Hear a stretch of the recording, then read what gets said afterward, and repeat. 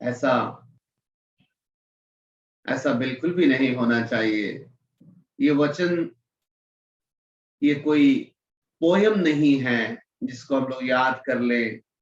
कोई तंत्र मंत्र नहीं है कि उसमें मुंह से बोले कि यीशु ही मार्ग है, यीशु ही सत्य है, यीशु ही जीवन है। वरन ये हमारे जीवन से अगर गवाही देखने वाले, सुनने वाले, हमारे आसपास के रहने वाले अगर नहीं देख पा रहे हैं, सुन पा रहे हैं, हमारे जीवन से सीख पा रहे हैं, तो फिर ये झूठ क्यों कि यीशु ही मार्ग है, यीशु ही सत्य है, यीशु ही जीवन है। आप अपने जीवन में क्या दिखा रहे हैं? मैं आप सभी को कह रहा हूँ, सत्यम जी, मैं आपको भी कह रहा हूँ, एक मौका मान लीजिए आपको प्रभु और दिया है कि होठों से आदर करना बंद कीजिए। परमेश्वर हमारे होठों के आदर नहीं, हमारे जीवन रूपी बलिदान को ग्रहण करना चाहता है। अगर आपको सचमुच लगता है परमेश्वर ने जीवन दिया, तो अपने समय को परमेश्वर के वचन को सबसे पहले सीखने में अपने आप को डिवोट कीजिए। आप जानते हैं कोई भी इंसान जो सत्य की खोज में होता है, जो वास्तव में अंधकार में होता है, उसको भी मैंने देखा है कि वो जो भी उसके सामने रखा होता है उसके लिए वो डिवोट करता, अपने आप को समर्पित करता है।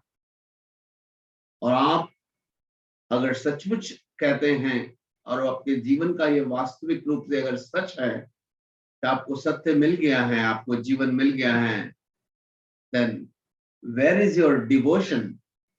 आपका डिवोशन, आपका समर्पण कहाँ है? ये गलत है।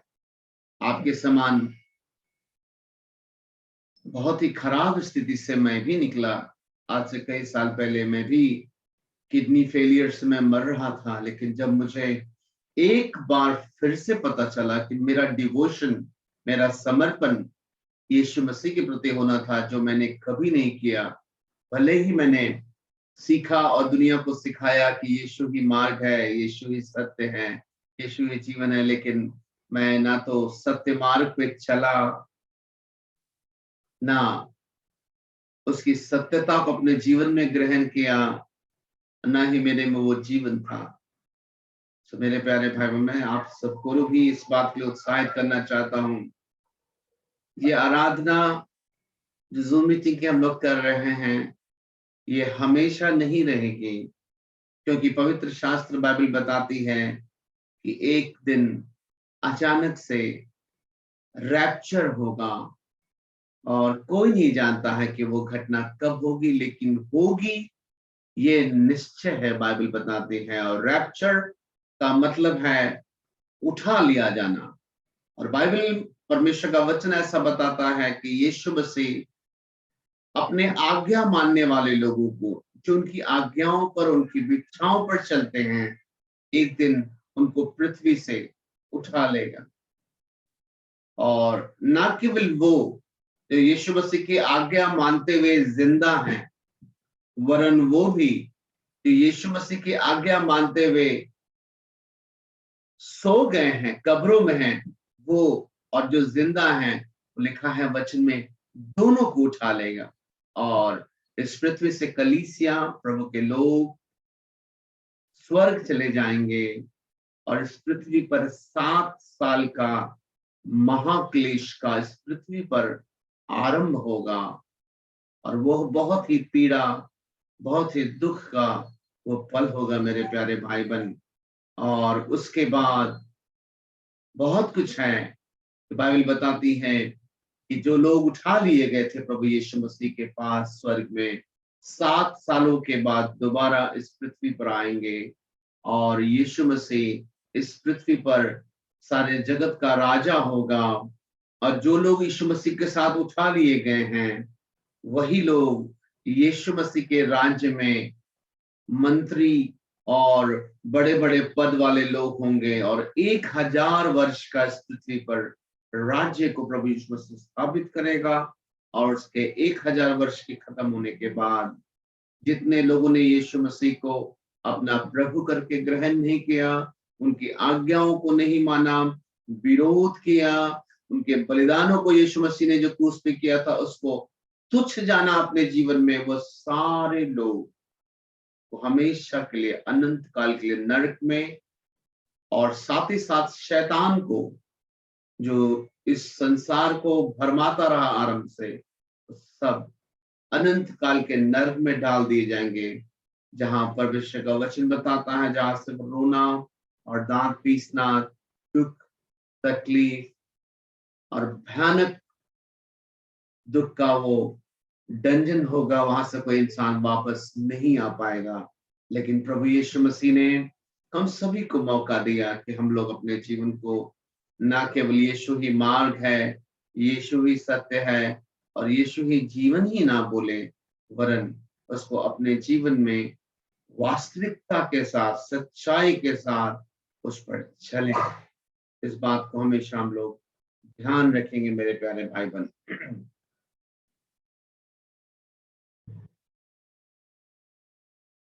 तो मेरे प्यारे भाई बहन, आज हम लोग जिस बात को सीखने के लिए परमेश्वर ने मौका दिया है, हम चाहते हैं कि इन बातों को बहुत ही गंभीरता से सीखें। हम परमेश्वर को दिल से धन्यवाद करते हैं इस बात के लिए कि आप में से कुछ भाई बहनों ने ध्यान से वचन को सुना जो मैंने बताया, और ज्यादा लोगों ने लगता है अभी भी ध्यान से नहीं सुना। और प्लीज आप लोगों से रिक्वेस्ट है कि परमेश्वर का वचन का मजाक ना उड़ाएं, और मजाक उड़ाने का इससे सहज तरीका कुछ नहीं है कि जूम मीटिंग के टाइम में अपना 8 बजे घड़ी देखकर ऑन कर लीजिए और ये सोचिए कि परमेश्वर आप पर जादू कर देगा। ये बहुत ही शर्मनाक बात है। परमेश्वर का वचन को बाइबल बताती है शारीरिक मनुष्य ग्रहण नहीं कर सकता है। आपको प्रतिदिन आवश्यकता है अपने जीवन को पूरे 24 घंटे में, अगर आप अपने आप को नहीं जांचेंगे तो आप सुनते हुए नहीं सुनेंगे, देखते हुए नहीं दिखेगा आपको, और आपके चित्त पे नहीं चढ़ेगा। ये बहुत शर्मनाक बात है, और क्योंकि आपके आचरण से, आपकी गवाहियों से पता चलता है मुझे कि आपके अंदर में उतरता नहीं है परमेश्वर का वचन कई बार। तो अगर जूम मीटिंग को आपको ये समझ में आ रहा है कि ये कोई एप्लीकेशन है और इस एप्लीकेशन में कोई व्यक्ति जो है अपने टाइम से माइक ऑन करता है और कुछ बोलता है और उसको परमेश्वर का वचन सुन के सुन लेना है, तो ये महज, ये छोटी बात नहीं, ये बहुत बड़ी शर्मनाक बात होगी। ये खेल कर रहे हैं आप अपनी ही जिंदगी से। मत कीजिए ऐसा। ये हर दिन आपके लिए एक चुनौती है, आपके लिए मौका है। अपने और अपने पूरे वंश का इतिहास बदल सकते हैं आप अगर थोड़ा सा ईमानदार हो जाए। तो परमेश्वर का एक वचन काफी है आपकी पूरी जिंदगी को पूरी तरह से काया पलट कर देने के लिए। बहुत ही गंभीरता से लेने की बात है हर एक परमेश्वर के वचन को।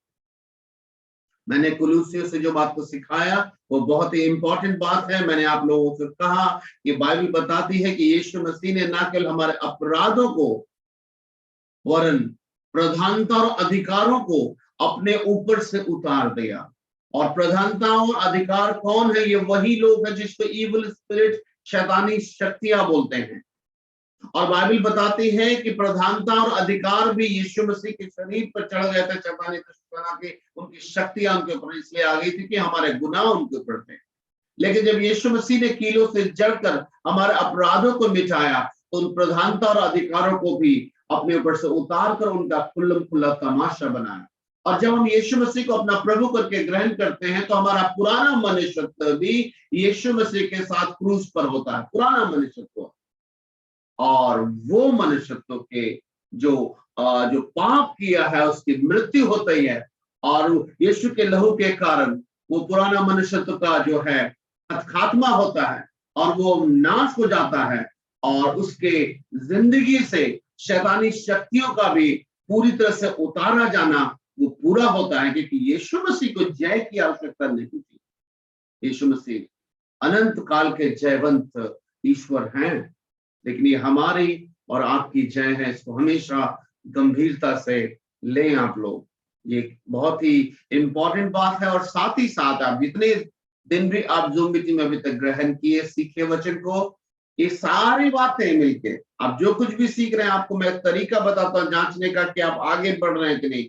इस प्रतिदिन के वचन को सीखने के बाद अगर आपके मन में भय नहीं उत्पन्न होता है कि वो जीवता परमेश्वर है, अगर आपके अंदर में ये आशा नहीं उत्पन्न होती है कि अरे बाप रे, प्रभु यीशु मसीह आ रहा है, प्रभु का दास सिखाया वो किसी भी समय आ सकता है, मुझे तैयार होना है, मुझे किसी मनुष्य को नहीं देखना है, प्रभु यीशु मसीह आ रहा है। अगर ये सब चीजें आपकी जिंदगी में, आप अपने घर में किस प्रकार का आचरण करते हैं आप ही जानते होंगे, और आपके आचरण में इन सब बातें नहीं आ रही है, तो मेरे प्यारे भाई बहन, आप सिर्फ खिलवाड़ कर रहे हैं अपनी जिंदगी से, मजाक बना रहे हैं परमेश्वर के अनुग्रह का। ऐसा मत कीजिएगा। परमेश्वर मौका दे रहा है, और हर दिन के वचन को सीखने के बाद आपके अंदर में धन्य आशा उत्पन्न होनी चाहिए, आपके अंदर में आदर उत्पन्न होनी चाहिए, आपके अंदर में भय उत्पन्न होना चाहिए कि सचमुच सारी सृष्टि को बनाने वाला परमेश्वर ने अपने पुत्र को यीशु मसीह की दुनिया में भेजा, वो हमारे लिए दुख उठाया, हमारे लिए कुचला गया, हमारे लिए कांटों का ताज पहना, हमारे लिए मृत्यु को सहा, मेरे लिए जी उठा, और हमारे लिए दोबारा वो आ रहा है। क्योंकि पहली बार वो पाप के लिए आया था, लेकिन अगली बार पाप को उठाने के लिए नहीं, इस बार उन लोगों को जिन्होंने उसके लहू से पाप क्षमा लिया था, उनको उठाने के लिए आ रहा है। मैंने आपको में भी सिखाया, अगर आप इस प्रकार से प्रतिदिन के जीवन को नहीं बिता रहे हैं, आप बहुत बड़े खतरे में हैं। ऐसा मत कीजिएगा। परमेश्वर का अनुग्रह को व्यर्थ मत ठहराइए। हम लोगों ने सीखा है लगातार परमेश्वर के वचन को, तो आइए हम लोग परमेश्वर के वचन से देखें कि यीशु मसीह किस प्रकार से अपने आप को हमारी समानता में क्यों बनाया, ताकि उससे हमको कैसे आशीष मिले। हम लोग जल्दी से एक वचन निकालें, इब्रानी उसका 2 अध्याय, उसका वचन 18, इब्रानी उसका 2 अध्याय, उसका 18 वचन।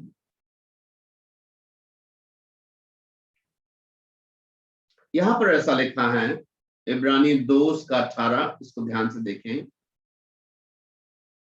यहां पर लिखा है, क्योंकि यीशु मसीह के बारे में लिखा है, उसने परीक्षा की दशा में दुख उठाया, तो वह उनकी भी सहायता कर सकता है जिनकी परीक्षा होती है। यहां पर लिखा है, जब उसने परीक्षा की दशा में दुख उठाया, परीक्षा की दशा में बात हो रही है, तो वह उनकी भी सहायता कर सकता है जिनकी परीक्षा होती है। मेरे प्यारे भाई बहन, बीते दिनों में भी मैंने आप लोग को सिखाया कि जब हम व्यवस्था के कारण हम परीक्षा में पढ़ते हैं और बार बार गलतियां हो जाती हैं, और हम लोग परीक्षा की दशा में दुख में चले जाते हैं। जब परीक्षाएं आती है, चाहे वो नशे के रूप में हो, चाहे क्रोध के रूप में हो, हमारे जीवन से क्रोध निकल जाता है, अपशब्द निकल जाता है, या फिर हम व्यभिचार करते हैं, या फिर किसी प्रकार का गलत करते हैं जिसमें हम व्यवस्था को, परमेश्वर की आज्ञाओं को, परमेश्वर की इच्छा को तोड़ देते हैं, और परीक्षा की दशा में जब हम आ जाते हैं, तो उस परीक्षा की दशा में कई बार हमारे मन में ऐसा लगता है कि परमेश्वर हमसे दुखी हो चुका है, प्रभु यीशु मसीह का मुझसे मूड ऑफ है, यीशु मसीह मुझको अब प्यार नहीं करता, यीशु मसीह मुझसे अब दूर हो गया है, अब यीशु मसीह के मैं नजदीक किस मुंह से जाऊं, क्योंकि मैंने परीक्षा की दशा में मैंने पाप कर दिया है। परीक्षा की दशा में जब मैं पहुंचता हूं, जब जब तो मुझसे अपराध हो जाती है, मैं झूठ बोल देता हूं, बार बार मैं गंदे शब्दों का इस्तेमाल कर देता हूं। परीक्षा की दशा में, मैं परीक्षा की दशा में मैं कुछ ऐसे काम कर देता हूं जो वचन को तो मैं सीखती हूँ, मैं वचन को तो सीखता हूँ, लेकिन जब परीक्षा की दशा आती है तो मैं वो कर देता हूँ जो मैं कभी सोचता भी नहीं हूँ, और मैं वैसा काम कर देता हूँ जिसके बारे में मैंने कितनी बार सीखा है कि पवित्र आत्मा को शोकित मत करो, लेकिन जब मैं परीक्षा की दशा में आता हूँ तो मैं दुखित कर देता हूँ। अब मैं किस मुंह से प्रभु के पास जाऊं, मैं कैसे प्रार्थना करूं, मैं कैसे उसकी महिमा करूं, मैं कैसे हाथ उठाकर उसकी स्तुति करूं। परीक्षा की दशा में हम लोग इस हालात में आ जाते हैं। अभी के दिनों में भी मैंने सिखाया कि परमेश्वर प्रभु यीशु मसीह जब हम परीक्षा के दशा में होते हैं तो उनकी भावनाएं हमारे प्रति एक न्यायी के रूप में नहीं, लेकिन एक सच्चे पिता के रूप में होती है, जो हमारे लिए उस समय भी हम पर प्रेम करता है, हमारी चिंता करता है, हमको निकालना चाहता है। और हम लोग यहाँ पर क्या वचन को देख रहे हैं यीशु मसीह के बारे में? यीशु मसीह परीक्षा की दशा में दुख उठाया। अब यहाँ पर थोड़ा समझिए, हम लोग भी परीक्षा की दशा में हम लोग बहुत दुखी हो जाते हैं और सोचते हैं पता नहीं प्रभु को कैसा लगता होगा, हम बार बार परीक्षा की दशा में गलत कर रहे हैं। अब इस वचन को कभी मत भूलिएगा। आप जब परीक्षा की दशा में गलत हो जाती है तो आपको ये वर्ड याद करिएगा कि जब आप परीक्षा की दशा में आपसे गलत हो रहा है और दुखी हो रहे हैं, तो एक दिन इस पृथ्वी पर आपको बनाने वाला सर्वशक्तिमान परमेश्वर का पुत्र यीशु मसीह भी आए थे और वो परीक्षा की दशा में पहुंचे और दुख को उठाया था। वो उनको अपने लिए दुख की जरूरत नहीं थी, वो हमारे लिए कि इस फ्लैश में, इस मांस और लहू में एक इंसान कितना भी दुख उठाए, तो परीक्षा की दशा में, और से सुनिए, परीक्षा की दशा में वो मार्ग बनने के लिए इस दुनिया में आया था। हम लोगों को तोता बनाने के लिए उसको जरूरत नहीं था। तो वो तो अगर तोता बनाना होता तो ऊपर से ही अपने आकाशवाणी कर दिया होता। वो पृथ्वी पर आकर हमारे लिए इस मांस और लहू को पहना। कुंवारी कन्या से उसका जन्म हुआ यीशु मसीह का, और बड़ा होकर जब 30 साल का हो गया यीशु मसीह, तो परीक्षा की दशा में हमारे लिए मार्ग, सत्य और जीवन रटने के लिए नहीं, उसने दिखाया चलकर कि परीक्षा की दशा में जो दुख होता है, तो वैसे में भी हम अपने पिता को खुश रख सकते हैं और पिता के आज्ञाकारी बन सकते हैं। वो मार्ग बनकर दिखाने के लिए आया था हमारे लिए। यीशु मसीह को सिद्ध बनने की आवश्यकता नहीं थी। He is a god, God of God, king of king. वो शांति का राजकुमार है, उसके पास कंप्लीट परफेक्शन है। बाइबल बताती है कि जो पाप से अज्ञात था, परमेश्वर ने उसी को हमारे लिए और आपके लिए पाप ठहरा दिया। यीशु मसीह को सिद्धता की आवश्यकता नहीं थी, लेकिन वो फ्लैश को पहना, इस मांस और लहू को पहना, इन हड्डियों को उसने पहना, ताकि हम लोगों को ये याद रहे कि परीक्षा की दशा में जब हम होते हैं, तब याद कीजिएगा सिर्फ ये बात नहीं कि मार्ग, सत्य और जीवन यीशु ही है। हमारे जीवन में तरह तरह की बातें आती है, विरोध की बातें आती है, हम सब कुछ कर लेते हैं और उसके बाद हम फिर से परीक्षा की दशा में आ जाते हैं और भूल जाते हैं कि मार्ग, सत्य और जीवन यीशु ही है। सब ये बात याद करने की आवश्यकता नहीं है, बल्कि ये भी याद करने की आवश्यकता है कि क्यों यीशु मसीह मार्ग, सत्य, जीवन है। वो इसलिए कि वो शरीर में जब आया था तो वो भी मेरी जगह पर एक दिन खड़ा हुआ था और परीक्षा की दशा में उसने भी दुख उठाया था। लेकिन आगे लिखा है, तो अब ये शब्द याद रखिए, तो बड़ा है, ये छोटा तो नहीं है। ये यहां पर एक संबंध है इस तो शब्द में। इसका अर्थ यह है कि यीशु मसीह इस पृथ्वी पर आकर हमारे और आपके बीच गिना गया, अपने आप को पापी गिनवाया लोगों के बीच में, और उसके बाद परीक्षा की दशा में हमारे आपके लिए, मनुष्य जाति के लिए गया, और वो समझता है दुख को, इसलिए लिखा है तो वह उनकी भी सहायता कर सकता है जिनकी परीक्षा होती है। हालेलुया, परमेश्वर की स्तुति हो। इसलिए यीशु मार्ग है मेरे जीवन का। आज से कहिएगा, जब आप परीक्षा की दशा में जाते हैं तो आप इस बात को अपने आप को समझाइएगा, यीशु ही मार्ग है। इसलिए क्योंकि जब हमारे पिता यीशु पिता के पुत्र होकर भी परीक्षा के दशा में दुख को उठाकर पिता के दाहिने हाथ जाकर बैठे, जय प्राप्त करके देखा है। उनको जय की आवश्यकता नहीं थी, वो हम और आपको चल कर दिखा रहे थे कि परीक्षा की दशा में कैसे जय प्राप्त किया जाता है। और जब वो पिता के दाहिने हाथ बैठे हैं, जिसको हम कहते हैं अनुग्रह का सिंहासन, तो अब ये आवश्यकता है हम और आपको समझने का कि जब हम लोग परीक्षा की दशा में निराश होते हैं, परीक्षा की दशा में कमजोर होते हैं, परीक्षा की दशा में हालात खराब हो जाते हैं और प्रार्थना करने का हिम्मत नहीं हो रहा होता है, आराधना करने का हिम्मत नहीं हो रहा होता है, सेवा करने के लिए मुंह नहीं खुल रहा है, गवाही का मुंह नहीं कर रहा है, क्योंकि हम कई बार जूम मीटिंग में तो बैठे हैं लेकिन परीक्षा की दशा में है, हम दिन भर परीक्षा की दशा में थे। तो अब ये बात तो याद है कि यीशु ही मार्ग है, लेकिन दशा क्या है?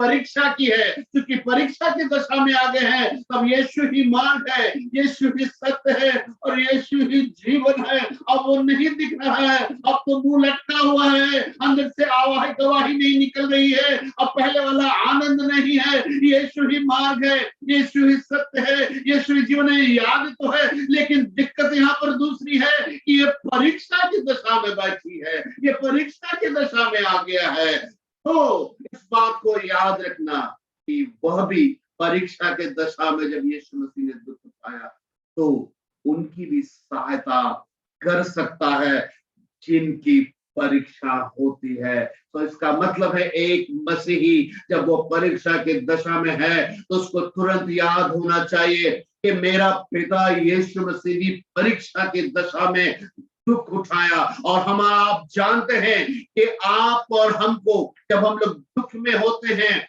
हम किनके पास अपने दुखों को लेकर जाना पसंद करते हैं? क्या उनको जो आपके दुखों को नहीं समझता है, या फिर उनको जो आपके दुखों को समझता है? और विशेषकर अगर आपको ये पता चले कि मुझे इस दुख के हालात में जो निकाल सकता है वो उस दुख को सचमुच सहा है, अगर ऐसा कोई इंसान आपको मिल जाए तो हमको लगता है आपका हिम्मत और बढ़ जाएगा। इसलिए क्योंकि आपका दिल कहेगा, आपका दिमाग कहेगा, आपका मन कहेगा नहीं, मैं जाती हूँ उस भाई के पास, मैं जाती हूँ उस बहन के पास, क्योंकि वो भी एक समय में ऐसे दुख से होकर गुजरी है, इस परीक्षा के दुख को वो समझती है। इसलिए जब मैं अपनी बातों को रखूंगी, जब मैं अपनी बातों को रखूंगा तो वो समझेगी। और पवित्र शास्त्र बाइबल में इब्रानियों को पत्री को लिखने वाला परमेश्वर के आत्मा से भरकर क्या लिखता है कि यीशु मसीह भी परीक्षा की दशा में दुख उठाया। इसलिए जब उसके अनुग्रह के सिंहासन के पास कोई जाएगा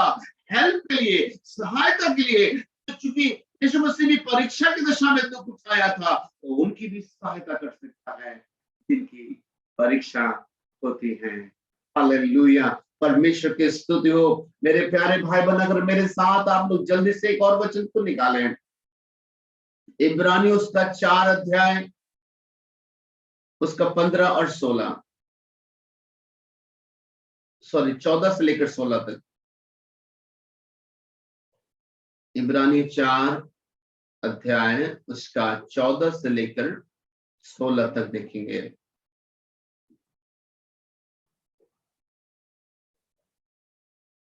यहां पर कितनी अच्छी बात लिखा है। सो जब हमारा ऐसा बड़ा महायाजक है जो स्वर्गों से होकर गया है, अर्थात परमेश्वर का पुत्र यीशु, तो आओ हम अपने अंगीकार को दृढ़ता से थामे रहे। इसका मतलब जानते हैं?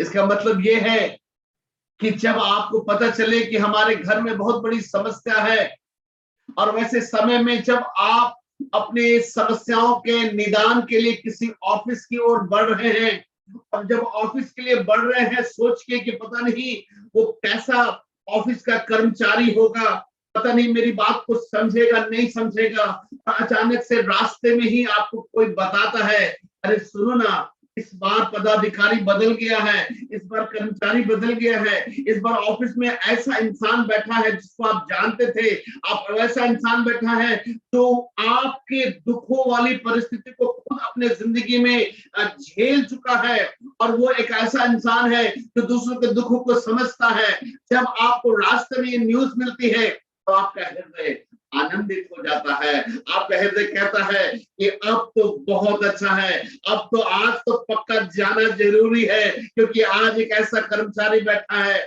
जो मेरे दुखों को समझता है, वो समझेगा, क्योंकि एक समय में वो भी इस दुख से होकर गुजरा था। मेरे प्यारे भाई बहन, पवित्र शास्त्र बाइबल ऐसा बताती है कि हम अपने अंगीकार को हम कब दृढ़ता से थामे रह सकते हैं। हम अपने अंगीकार को किस समय दृढ़ता से थामे रख सकते हैं, जब हमको ये पता चले कि मेरा महायाजक यीशु मसीह है। जब हमको याद आ जाए कि हम जिसके पास जा रहे हैं प्रार्थना में, वो हमारा ऐसा महायाजक, महायाजक का मतलब पवित्र शास्त्र बाइबल के अनुसार वो होता है जो अपनी प्रजा को संभालता है, उसके लिए प्रार्थना करता है, उसके लिए चिंता करता है। और आपको जब पता चल जाए कि ऐसा महायाजक है जो स्वर्गों में से होकर गुजरा है, वो ऐसा महायाजक है जो परीक्षा की दशा में दुख उठाया, वही अब मेरा महायाजक है, तो आपने जो निर्णय लिया है, आपने जो अंगीकार किया है, अब आप उसको दृढ़ता से थामे रख सकते हैं। मुझे आश्चर्य होता है, बहुत सारे मसीह भाई बहन अपनी जिंदगी में उसके पीछे चलने का निर्णय तो ले लेते हैं, लेकिन अपने अंगीकार को दृढ़ता से नहीं थामे रह पाते हैं। अपने अंगीकार को दृढ़ता से क्यों नहीं थामते हैं मेरे प्यारे भाई बहन, आपको मालूम है? अपने अंगीकार को वो दृढ़ता से क्यों नहीं थामते हैं? क्योंकि वो भूल जाते हैं इस बात को, वो इस बात को भूल जाते हैं कि हमारा महायाजक स्वर्गों में से होकर गुजरा है, वो है हमारा महायाजक, और उसका नाम यीशु मसीह है। उसका नाम यीशु मसीह है। और जब आपको स्मरण आ जाए कि हमारा ऐसा महायाजक है जो स्वर्गों में से होकर गुजरा है, उसका नाम यीशु मसीह है, और वो कौन है जो परीक्षा की दशा में वो खुद भी दुख उठाया, वही है हमारा महायाजक। तो ऐसे समय में आपकी जिंदगी में अंगीकार आपका कैसा होना चाहिए? अंगीकार आपका पहले से ज्यादा मजबूत होना चाहिए और दृढ़ होना चाहिए, या ढीला होना चाहिए? मैं देखता हूं मसीह लोगों का परीक्षा की दशा में अंगीकार ऐसे हो जाता है ढीला। मेरे प्यारे भाई बहन, आप लोग उसके बाद कुछ दिन के बाद बोलेंगे कि बहुत हम निराश हो गए थे, बहुत गिर गए थे, भैया ने सिखाया, प्रचार किया, फिर जाके उत्साह आया। हेलो, गौर से सुनिए, अमित भैया सिखाए तो बहुत, अब फिर से हिम्मत आया। आप किसको थामे हुए हैं? अमित भैया को, किसी परमेश्वर के दास को? आपने किसका अंगीकार किया था? हम लोग कहते हैं कि इतना अच्छा दास ने बताया, तब जाके अब हिम्मत आ रहा है। परमेश्वर का दास फलना वाला बोला, तब आत्मा जगा। आपकी आत्मा थी कहाँ? किसके पास जाती है चरने के लिए आपकी आत्मा? आपका अंगीकार पहले ही दिन से किसी मनुष्य का किए थे या जीवते परमेश्वर के पुत्र यीशु का अंगीकार किए थे? अगर आपने यीशु मसीह को अंगीकार किया था, ओहो, वचन में लिखा है, तो तुम अपने अंगीकार को, अगर तुमको पता चल गया कि वो स्वर्गों में से होकर गुजरा, ये वो है जो स्वर्गों में से गुजरते हुए पृथ्वी पर आया, ये भी आपको पहली बार जब सुसमाचार मिला था उसी समय समझ में आ गया था। जब आपको ये पता चला कि वो हमारे और आपके समान दुख उठाया, वो भी कैसे हालात में? परीक्षा की दशा में वो दुख उठाया और मृत्यु को सहा, और उसके बाद जी उठा, पाप और मृत्यु को हराकर अब पिता के दाहिने हाथ बैठा है, अब महायाजक बन के बैठा है। और अब आप जान गए, ये भी जान गए थे, तो जब आप इस पर बात को जान गए, तो आपका अंगीकार यीशु मसीह के प्रति, आपका अंगीकार कैसा होना चाहिए? दृढ़ता से होना चाहिए या डगमगाते वाला होना चाहिए? दृढ़ता से होना। लेकिन मेरे प्यारे भाई बहन, मैं आज भी आप लोगों से पूछना चाहता, क्या ये आपका अंगीकार है? मैं अपने जीवन की गवाही बताना चाहता हूं। मैं जब तक प्रभु यीशु मसीह को ठीक से नहीं जानता था, ये तो बहुत साल पहले की बात है, मेरा जन्म मसीह परिवार में हुआ, लेकिन मैं यीशु मसीह को अपना उद्धारकर्ता करके अंगीकार नहीं किया था, क्योंकि मैं नहीं जानता था यीशु मसीह। लेकिन जिस दिन मैं प्रभु यीशु मसीह को अपना उद्धारकर्ता करके ग्रहण किया, उस दिन से मेरे अंदर में एक ही बात को लगा कि मेरा सबसे बड़ा महायाजक कोई नहीं है, मेरा महायाजक तो यीशु मसीह है। मैं हमेशा उसके बाद सभी को यही सिखाता हूं कि जो इंसान परमेश्वर की आत्मा की आवाज पर नहीं उठेगा, वो किसी इंसान, किसी भी व्यक्ति के आवाज पर अगर वो उठेगा भी तो फिर गिरेगा, फिर उठेगा, फिर गिरेगा। क्यों? क्योंकि जो इंसान अपने जिंदगी में प्रथम स्थान जीवते परमेश्वर को दिया है, उसको परमेश्वर ने अपनी ओर से पवित्र आत्मा का गिफ्ट दिया है। और जब हम निराश और परेशान और कमजोर होते हैं, फर्स्ट सबसे पहला आवाज पवित्र आत्मा का आता है। सत्यम जी, आप भी गौर से सुनिए, सबसे पहले राजेश नहीं आता है उठाने के लिए, सबसे पहले पवित्र आत्मा बताता है तुम गलत हो बेटा, सबसे पहले पवित्र आत्मा बताता है तुमने झूठ बोला है, सबसे पहले पवित्र आत्मा बताता है तुमने चुगली किया है। और जो इंसान पवित्र आत्मा की आवाज से उठने की आदत नहीं है, जिस इंसान को पवित्र आत्मा की आवाज को रिस्पॉन्स जवाब के रूप में, उत्तर के रूप में उठने की आदत नहीं है, वो फिर गिरेगा और गिरता ही रहेगा, चाहे वो स्त्री हो चाहे पुरुष हो। कोई इंसान उसको परमानेंट नहीं उठा सकता। उसकी जिंदगी इंसानों के द्वारा, कभी यूट्यूब देखेगा, कभी जूम मीटिंग में अटेंड करेगा, तो कभी इधर का परमेश्वर का दास से मिलेगा, कभी उससे मिलेगा, लेकिन उसका यही जिंदगी रहेगा। क्योंकि मुझे एक बात अच्छी तरह मालूम है, परमेश्वर किसी का अन्याय नहीं और किसी का पक्षपात नहीं करता है। और जब इंसान कोई भी यीशु मसीह के पीछे चलता है और जब वो गिरता है, सबसे पहली आवाज पवित्र आत्मा की ओर से आती है। और जो इंसान पवित्र आत्मा के आवाज से नहीं उठेगा, वो कभी भी एक मजबूत विश्वासी नहीं बन सकता है। मेरा अपना मानना है कि कोई इंसान, कोई भी परमेश्वर का दास आपको आपके जिंदगी के बारे में आपको जितना भी समझाएगा ना, वो पवित्र आत्मा जो आपको आपकी जिंदगी के बारे में दिखाएगा, उसका सामने तो छोटा सिनेमा का जैसे ट्रेलर होता है ना, उतना छोटा। तो क्यों नहीं हमें पवित्र आत्मा से अपनी जिंदगी के लिए मदद लेने की आवश्यकता है। मेरे प्यारे भाई बहन, आज से काफी समय पहले मैं जब आप लोगों के बीच में एक मीटिंग लिया था, मैंने आप लोगों को सिखाया था एक परमेश्वर के दास के बारे में, A.W. टोजर के बारे में। उसने परमेश्वर से, जबकि वो एक ऐसा परमेश्वर का दास जिसके किताबों को, लिखे हुए बुक्स को, जो बाइबल के वचन लिखते हैं, बड़े बड़े बाइबल कॉलेजेस में पढ़ाए जाते हैं, तो भी वो A.W. टोजर की प्रार्थना कैसे हुआ करती थी? वो ऐसे ही प्रार्थना करता है, हे परमेश्वर, जैसा लोग मुझे समझते हैं वैसा नहीं, जैसा मैं अपने आप को समझता हूं वैसा भी नहीं, प्रभु आप मुझे कैसा समझते हैं उस हिसाब से मेरा न्याय चुकाइए, उस हिसाब से मुझको दिखाइए। क्योंकि लोग मुझे अच्छा समझते हो, ये भी हो सकता है कि मैं भी अपने आप को अच्छा समझता हूं, लेकिन आप भी बेहतर जानते हैं कि मैं अच्छा हूं या बुरा हूं। मेरा परमेश्वर, आप जिस तरह से मुझे देखते हैं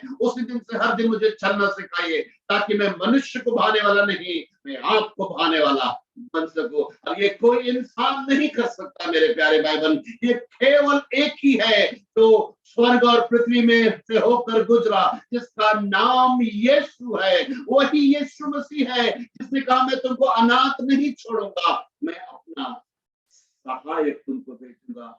और वो सहायक क्या करेगा? ये सहायक वही काम करेगा जो प्रभु यीशु मसीह जब उस पृथ्वी में थे, जब वो परीक्षा की दशा में पहुंचे थे, तो उस परीक्षा की दशा में पवित्र आत्मा की सामर्थ और सहायता से भरकर पिता की इच्छा को पूरा कर रहे थे। उनको दूसरा पास्टर का जरूरत नहीं था, दूसरा अगुवा का जरूरत नहीं था।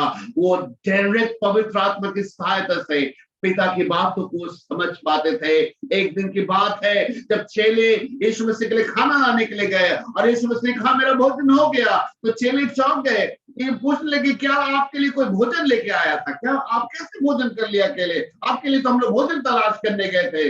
यीशु मसीह ने कहा मेरा भोजन यह है कि अपने भेजने वाले की इच्छा के अनुसार चलूं और उसका काम पूरा करूं। Hallelujah, praise the Lord. अरे पवित्र आत्मा की सहायता में अब नहीं चाहिए अमित भैया, नहीं चाहिए राजेश भैया, नहीं चाहिए गुड़िया दीदी, नहीं चाहिए यूट्यूब चैनल। अब परमेश्वर का आत्मा मुझको स्वयं बताता है। जब पवित्र शास्त्र बाइबल को खोलता हूं और यीशु को जब उसके पन्नों में देखता हूं, वो यीशु बाहर आ रहा है, क्योंकि पवित्र आत्मा मुझे यीशु को जिंदा दिखा रहा है। और अब मेरा अंगीकार पहले से भी अब मजबूत और मैं दृढ़ता से थामे हुआ, क्योंकि पवित्र आत्मा मुझे अंदर ही अंदर बताता है कि ही इज माय अब्बा, ही इज माय पापा, ही इज माय डैडी। मैं खुद ही अब्बा पापा, अब्बा पापा। अमित भैया को फोन लगाओ नहीं, राजेश भैया को फोन लगाओ नहीं, अब्बा मुझको चलना सिखा। अब्बा पापा तू जितना मेरे नजदीक रहता है इतना अमित भैया नहीं रह सकता। दुनिया का कोई ताश नहीं रह सकता, दुनिया का कोई दांत मुझे संभाल नहीं सकता। अब्बा पापा यीशु केवल आप। मेरे प्यारों, आज भी समय है, अगर निकलना चाहते हो अपने अधर्म से, अपने पाखंडी जीवन से, आज भी मौका है। परमेश्वर का वचन स्पष्ट रूप से बता रहा है यहाँ पर कि जब उसने परीक्षा की दशा में दुख उठाया तो उनकी भी सहायता कर सकता है जिनकी परीक्षा होती है। और इब्रानियों उसका 4 अध्याय उसका 14 वचन हम लोग क्या पढ़े?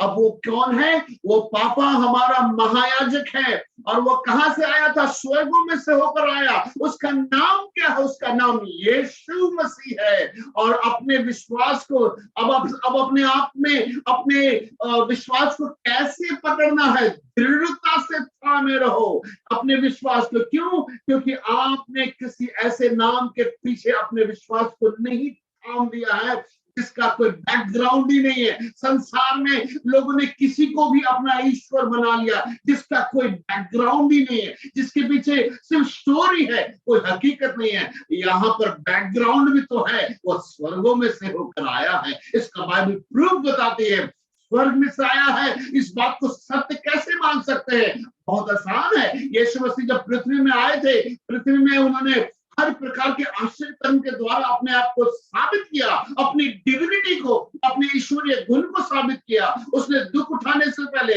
मृत्यु को सहने से पहले खुद ही भविष्यवाणी की थी कि मैं मनुष्य के हाथ पकड़वाया जाऊंगा और मारा जाऊंगा। खुद की भविष्यवाणी कौन किया इस दुनिया में आके कि मैं ही मर जाऊंगा, और न केवल मरने की, जी उठने की मैं भविष्यवाणी किया था यीशु मसीह तीसरे दिन, लेकिन मुर्दों में से जी उठूंगा। यीशु मसीह न केवल मरे बल्कि मुर्दों में से जी उठे। उसके साथ ही साथ आप अगर कोई इंसान कोई नास्तिक भी है, वो चाहे तो यीशु मसीह के कब्र में जाकर पता लगा सकता है तो उसकी कब्र आज खाली है, क्योंकि वो मुर्दों में से जी उठा, अपने मांस और हड्डियों को लेकर चला गया यहाँ से। उसके अस्थि पंजर आज नहीं है। कितने भी महापुरुष दुनिया में आए, सो कॉल्ड गॉड्स कहलाए, अगर वो मरे तो उनके आप आर्कियोलॉजिस्ट से स्टडी कराइए, आपको मिल जाएंगे। आप मोहम्मद का स्टडी कराइए, अगर वो सच में गाड़ा गया था उसके भी आर्कियोलॉजी में आपको मिल जाएगा। लेकिन यीशु मसीह का पूरा कब्र आज तक खाली है, क्योंकि यीशु मसीह अपने वचन के अनुसार मुर्दों में से जी उठा है। और मेरे प्यारे भाई बहन, यीशु मसीह ने कहा कि पुनरुत्थान और जीवन मैं हूं, जो मुझ पर विश्वास करता है वो चाहे आत्मिक रूप से चाहे शारीरिक रूप से मर भी जाए तो अभी जिएगा, क्योंकि पुनरुत्थान उसको जिलाने की शक्ति उसके अंदर में, जैसे यीशु मसीह को अंगीकार करता है। चाहे बीमारी से मर रहा हो, अपराधों से मर रहा हो, शरीर मरना चाहता अब नहीं मरेगा, उसको यीशु मसीह का पुनरुत्थान का सामर्थ उसके अंदर घुस गया, वो जी उठेगा। हालेलुया। मेरे प्यारे भाई बहन, आज समय है हमारे आपके पास।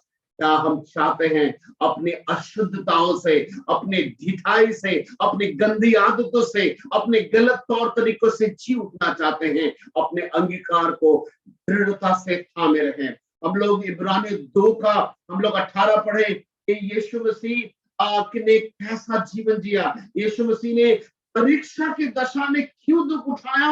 वो इसलिए दुख उठाया क्योंकि वो समझ सके कि हम परीक्षा की दशा में किस हालात में होते हैं, और इसमें लिखा कि वो परीक्षा की दशा में दुख उठाया ताकि वो उनकी भी सहायता कर सकता है जिनकी परीक्षा होती है, और अपने अंगीकार को दृढ़ता से थामे रहें। और 15 वचन में लिखा है क्योंकि हमारा ऐसा महायाजक नहीं। क्या हम लोग याद रखेंगे इस बात को? अपने आप को कहेंगे जब आप निराश होते हैं, विशेषकर, कि मेरा ऐसा महायाजक नहीं जो मेरी निर्बलता में मेरे साथ, है ना, हमारा ऐसा महायाजक नहीं जो मेरी दुर्बलता में मेरे साथ दुखी ना हो सके। हालेलुया। परमेश्वर की स्तुति हो। अपने अपने आप को कहिए कि मेरा ऐसा महायाजक नहीं, मेरा ऐसा महायाजक नहीं जो मेरी निर्बलता में, हम लोग निर्बल हैं, हम लोग किसी न किसी बात में आज भी निर्बल हैं। अपने आप को कहें, मेरा ऐसा महायाजक नहीं जो मेरी निर्बलता में मेरे साथ, सबके अपने सीने पे हाथ रखे ऐसे, सबके, एवरीवन, और मेरे पीछे पीछे बोलिए, एक अंगीकार को दृढ़ता से थामने का समय है। मेरा ऐसा महायाजक नहीं, मेरा ऐसा महायाजक नहीं जो मेरी निर्बलता में मेरे साथ दुखी ना हो सके।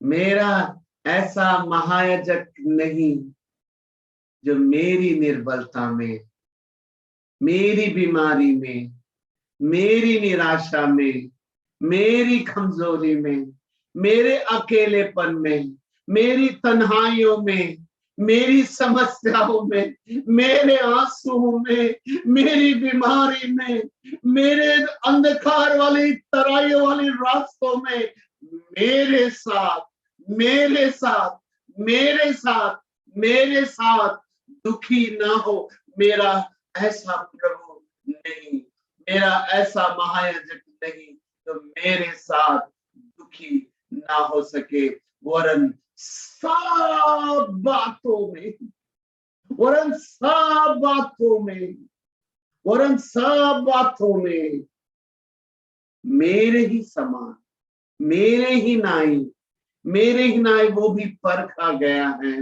वो सब बातों में, और वो निष्पाप निकला, वो निष्पाप निकला। इसलिए आओ, इसलिए आओ, इसलिए आओ, हम उसके अनुग्रह के सिंहासन के निकट हियाव बांध कर चले। हालेलुया। हियाव बांध कर का मतलब होता है कि अपना बेल्ट उल्टा कर ढीला छोड़ दिए हो, पैंट ढीला है, टाइट करो, आगे बढ़ो, हियाव बांध कर चलो। पैंट क्यों बांधता है कि योद्धा? तब ताकि उसका जो योद्धा का ड्रेस है मजबूत रहे, उसका कपड़ा ढीला नहीं हो, उसके जो हथियार ढीले ना पड़ जाए, सब टाइट रहे ताकि अच्छे से युद्ध करे। कई बार मसीही योद्धा निर्बलताओं में क्या हो रहा है कि आओ टूट गया है, निराशा आ गई है, अब लग रहा है मुझसे नहीं होगा, अब मैं बहुत प्रॉमिस किया प्रभु, मैंने कई बार निर्णय लिया लेकिन मुझसे नहीं होगा। मेरे प्यारों, इब्रानी को पत्रिका वचन लिखने वाला परमेश्वर का दास पवित्र आत्मा की सहायता से कह रहा है, अपने आप को कहो कि मेरा ऐसा महायाजक नहीं, तो मेरे साथ अभी के समय में, आज के दिन में जो मेरे जीवन में चल रहा है, आज के दिन में मेरे घर में जो हो रहा है, आज के दिन में जब मेरे घर में कोई मुझे नहीं समझ रहा है, मेरा पति नहीं समझता है, मेरी पत्नी नहीं समझती है, मेरे लोग नहीं समझते हैं, कलीसिया नहीं समझते हैं, अगुआ नहीं समझते हैं, बच्चे नहीं समझते, लेकिन क्या हुआ, मेरा तो ऐसा मालिक नहीं जो वो नहीं समझता, वो मेरे साथ दुखी है। कोई नहीं है तो भी मेरा महायाजक मेरे साथ दुखी है। वो उसने सब बातों में मेरे ही नाई परखा गया और निष्पाप निकला है। वो सिद्ध बन के पिता के पास खड़ा है, समय दाहिने हाथ बैठा है और उसके अनुग्रह के सिंहासन के पास हियाव बांध कर हमको चलना है आज। इसलिए वो सब बातों में परखा गया, वो हमारे दुखों को जानता है, वो परीक्षा की दशा में दुख उठाया था, वो जानता है मैं किस हालात में गुजर रही हूँ, वो जानता है मैं किस हालात में गुजर रहा हूँ। लिखा है हम उसके अनुग्रह के सिंहासन के पास अब हियाव बांध कर चले, क्योंकि वो ऐसा महायाजक नहीं है जो मेरे दुखों को नहीं समझेगा, और हियाव बांध कर चले ताकि हम पर भी दया हो, हम पर भी दया हो और अनुग्रह पाए, जो आवश्यकता के समय हमारी सहायता करे। हम सबको आज की रात परमेश्वर के अनुग्रह की, सहायता की अपने जीवन की किसी न किसी विषय में बहुत ज्यादा आवश्यकता है। मेरे प्यारे भाई बहन, आइए हम लोग अपने दोनों हाथों को उठाकर उसके अनुग्रह के सिंहासन के पास चलते हैं, और वो भी अपने मन को समझाइए, जैसे दाऊद अपने मन को समझा रहा है। ये मेरे मन यहोवा को धन्य कर। आज हम अपने मन को धन्य कहने के लिए नहीं बोल रहे हैं, हम अपने मन को सिखाए, हे मेरे मन हियाव बांध, हिम्मत रख, क्योंकि हम लोग अभी जिसके पास हाथ उठाए हैं, जिस महायाजक के सामने हम लोग अपने हाथों को उठाए हैं, जिस महायाजक के सामने अपने सरों को झुकाए हैं, वो ऐसा महायाजक नहीं जो हमारी निर्बलता को नहीं समझे। सुनो मेरे मन, मैं तुझे समझा रहा हूँ, ए मेरे मन तू क्यों दुखी है, ए मेरे मन तू क्यों उदास है। हमारा ऐसा महायाजक नहीं है जो हमारी निर्बलता को नहीं समझता है, वो तो हमारे साथ दुखी है। मेरे मन तू क्यों घबरा रहा, तू क्यों अकेला समझता है, वो हमारे साथ दुखी है और वो सब बातों को समझता है। उसने परीक्षा के समय में भी, परीक्षा की दशा में दुख उठाया है, अब वो साधारण नहीं है, वो अनुग्रह के सिंहासन के पास बैठा है। वो ऐसी सिंहासन पे बैठा है जहां से सारी पृथ्वी का एक दिन राज करेगा, न्याय करेगा। उसके एक एक शब्दों में ताकत है। वो मुंह से अगर बोल दे उजियाला हो तो उजियाला हो जाता है। जब मुंह से बोल दे तूफान को शांत हो तो शांत हो जाता है। जब मरे हुए मुर्दे को, लाजर को जो 4 दिन का था, मरा हुआ लाश था, उसको बोल दिया लाजर कब्र में से बाहर आ, वो जी उठता है। वो अब हमारा महायाजक है और वो बोल रहा है मैं तुम्हारे साथ दुखी हूँ मेरे बेटे, मैं तुम्हारे साथ परेशान हूँ मेरी बेटी, मैं तुमको फिर से जिलाना चाहता हूँ, मैं तुमको अपने उस कमजोरी से निकालना चाहता हूँ। मैं समझ रहा हूँ तू क्यों परेशान है, मैं देख रहा हूँ तू क्यों दर्द से भरी है। तू मेरे पास आ, मैं तुझे अनुग्रह की जो सहायता की आवश्यकता है, मैं तुझे सहायता दूंगा, मैं तुझे चलाऊंगा, मैं तुझे तुम्हारे इस हर एक निराशाओं के दलदल से निकालूंगा, ये बीमारी के दलदल से निकालूंगा, हर प्रकार के कंफ्यूजन से निकालूंगा, अशुद्ध बातों से मैं तुझे निकालूंगा, हर प्रकार के दोष से मैं तुझे निकालूंगा। मेरे अनुग्रह के सिंहासन के पास अंगीकार को तो दृढ़ता से थाम, विश्वास को तो दृढ़ता से थाम। तुम्हारा ऐसा महायाजक है जो स्वर्गों से होकर गुजरा है। तुम तो जानती थी, तुम अपने अंगीकार को क्यों कमजोर कर ली। तुम्हारे लिए आज ही उद्धार का दिन है, आज ही तुम्हारे लिए सब कुछ मैं नया कर दूंगा मेरे बेटे, मेरे पास। Hallelujah, praise you Jesus.